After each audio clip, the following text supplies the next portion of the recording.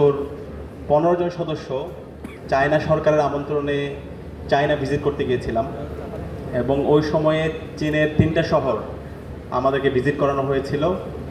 চীনের রাজধানী বেইজিং, বাণিজ্যিক রাজধানী সাংহাই এবং গুয়ানজু।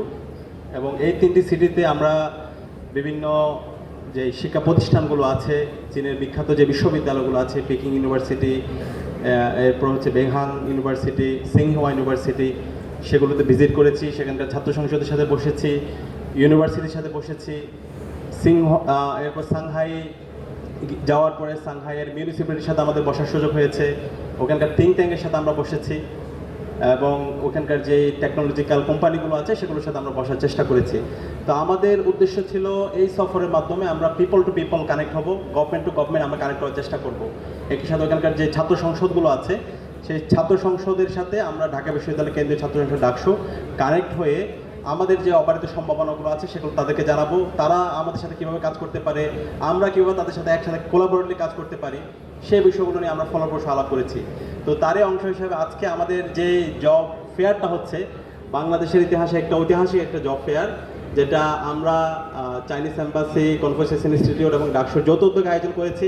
এবং এই পুরো আয়োজন চমৎকারভাবে নামানোর ক্ষেত্রে আমাদেরকে যিনি নেতৃত্ব দিয়েছেন, আমাদের ডাকসুর আন্তর্জাতিক সম্পাদক খান জসিম, আমরা তার জন্য একটা জোরে করতালি দিতে পারি। এই খান জসিম জুলাই বিপ্লবে তার একটা চোখ হারিয়েছে এবং ডাকসু নির্বাচনের পর থেকে শিক্ষার্থীদেরকে বিভিন্নভাবে উপকার করার জন্য, তাদেরকে আন্তর্জাতিকভাবে বিভিন্ন যে ফ্যাসিলিটিগুলো আছে সেগুলোর সাথে কানেক্ট করার জন্য সে কাজ করে যাচ্ছে। একই সাথে কনফুসিয়াস ইনস্টিটিউটের ডিরেক্টর এখানে আছে, শিক্ষকরা আছে, ছাত্ররা আছে, তারা সার্বিকভাবে এই পুরো আয়োজনটি সফল হওয়ার জন্য আমাদের সহায়তা করেছে। এবং এখানে বিভিন্ন এন্টারপ্রাইজের উদ্যোক্তারা এখানে আছেন, আপন এন্টারপ্রাইজ, বাংলাদেশ চাইনিজ এন্টারপ্রাইজ যে নেতৃবৃন্দ আছেন, দায়িত্বশীল বৃন্দ আছেন, তারা সার্বিকভাবে আমাদের এই ইভেন্টের নামানোর ক্ষেত্রে সহায়তা করেছেন।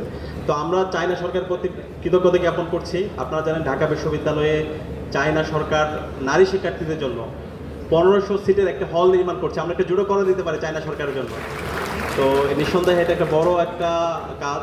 এই বিশ্ববিদ্যালয় প্রতিষ্ঠার পর থেকে আমরা আবাসন সংকটের মধ্যে দিয়ে যেতে হচ্ছে।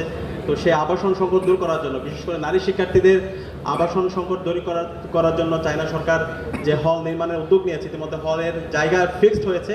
আশা করছি খুব দ্রুত সময়ের মধ্যে এই হল নির্মাণের কাজ শুরু হবে এবং এই হল নির্মাণের কাজ শেষ হলে আমরা আশা করছি বিশ্ববিদ্যালয় আবাসন সংকট অনেকটা দূর হবে ইনশাআল্লাহ। এর পাশাপাশি আজকের যে জব ফেয়ার, সেখানে 430টার জব অপরচুনিটি আছে এবং প্রায় 31টা কোম্পানি এখন পর্যন্ত এখানে এসেছে। আশা করছি আমাদের শিক্ষার্থীরা তাদের সিভি দিয়েছে এবং যোগ্য প্রার্থীদেরকে এখানে বাছাই করা হবে এবং আশা করছি এই ধরনের আয়োজনগুলো আমরা অব্যাহত রাখবো।